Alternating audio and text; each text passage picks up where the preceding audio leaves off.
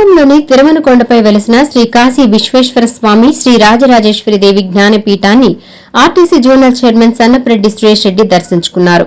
స్వామి అమ్మవార్లను దర్శించుకుని ప్రత్యేక పూజలు నిర్వహించారు. ఈ సందర్భంగా జ్ఞానపీఠం పీఠాధిపతి శ్రీ రాజరాజేశ్వరానంద స్వామిని కలిసి ఆశీర్వాదాలు పొందారు. ఆలయ విశిష్టత, జ్ఞానపీఠం నిర్వహిస్తున్న ఆధ్యాత్మిక కార్యక్రమాల గురించి స్వామీజీ ఆయనకు వివరించారు. అనంతరం సన్నపరెడ్డి సురేష్ రెడ్డి మాట్లాడుతూ తిరుమలకొండపై ఉన్న ఈ ఆధ్యాత్మిక క్షేత్రానికి రావడం ఎంతో ఆనందంగా ఉందన్నారు. పీఠాధిపతి శ్రీ రాజరాజేశ్వరానంద స్వామి ఎన్నో ఏళ్లుగా ధ్యానం, ప్రాణాయామం, యోగా వంటి ఆధ్యాత్మిక సాధనల ద్వారా హిందూ ధర్మాన్ని ప్రజల్లో విస్తృతంగా ప్రచారం చేస్తూ ఈ ప్రాంతాన్ని ప్రముఖ ధ్యాన కేంద్రంగా తీర్చిదిద్దారని కొనియాడారు. ఉపాధ్యాయ వృత్తిలో కొనసాగుతూనే ధ్యాన సాధనలో విశేష నైపుణ్యం సాధించిన స్వామీజీ సమాజానికి ఆధ్యాత్మిక మార్గదర్శిగా నిలుస్తున్నారని పేర్కొన్నారు.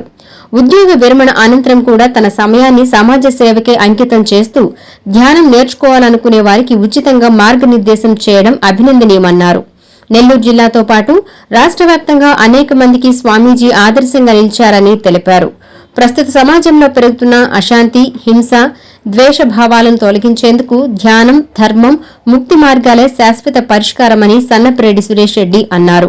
ఇటువంటి ఆధ్యాత్మిక కేంద్రాలు దేశవ్యాప్తంగా మరింతగా అభివృద్ది చెందాల్సిన అవసరం ఉందని, సనాతన ధర్మ పరిరక్షణతో పాటు భావితరాలకు విలువలను అందించడంలో ఇవి కీలక పాత్ర పోషిస్తాయని ఆయన పేర్కొన్నారు.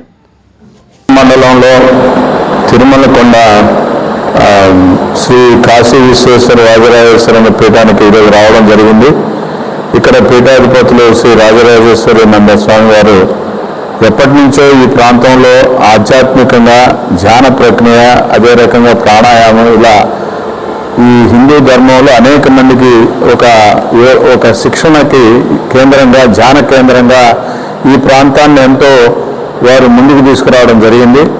ఆయన ఒక ఉపాధ్యాయ వృత్తిలో ఉంటూ కూడా అనేక సంవత్సరాలుగా ఈ ప్రక్రియలో ఆయన దాంట్లో ఎంతో మాస్టరీ చేసి సమాజంలో ఉన్నటువంటి అనేక మందికి ఈ ఆధ్యాత్మికమైనటువంటి విషయాల్లో గురుతులుగా ఉంటూ ధ్యాన మార్గాన్ని, యోగ మార్గాన్ని, అనేక రకాలైనటువంటి ఈ ఏదైతే వీటిల్లో ఉన్నటువంటి విశిష్టతలన్నింటినీ కూడా తెలియజేస్తూ ఆయన జీవితాన్నే సమాజానికి అంకితం చేసినటువంటి మన రాజరాజేశ్వర స్వామి వారు ఎంతో గొప్ప ఇక్కడ మన యొక్క ఆధ్యాత్మిక గురువుగా ప్రసిద్ధి గావించడం అనేది మన నెల్లూరు జిల్లాకే కాదు, యావత్ ఆంధ్రప్రదేశ్ రాష్ట్రంలో కూడా అనేక మందికి ఆయన ఆదర్శంగా ముందుకు నడుస్తున్నారు.